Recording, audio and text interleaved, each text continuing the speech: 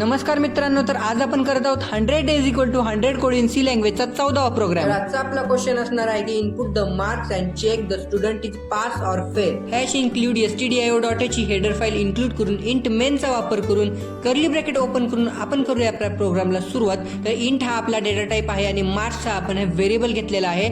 तर print F करून आपण युजरला प्रॉम्प्ट देऊया enter the marks out of 100. तर एंटर केलेला मार्क्सचा नंबर मार्क्स या व्हेरिएबलला स्टोअर करण्यासाठी स्कॅनएफ वापरून आपण इंट हा डेटा टाईप घेतला आहे. त्यामुळे %d आणि अँड मार्क्स म्हणजे ऍड्रेस ऑफ मार्क्स.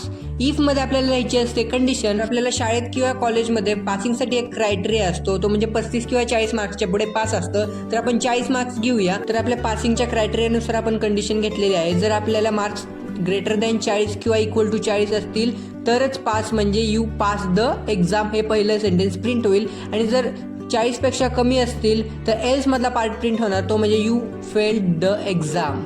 रिटर्न 0 आणि कर्ली ब्रॅकेट क्लोज करून आपण करूया आपला प्रोग्राम कम्प्लीट. तर आपलं आउटपुट आलेलं आहे. जर मी अंडर 40 कितीतरी मार्क टाकले तर फेल हे आन्सर येणार आहे. पण जर मी अबव 40 99 हे आन्सर टाकलं तर राईट आन्सर म्हणजे पास्ड हे आलेलं आहे.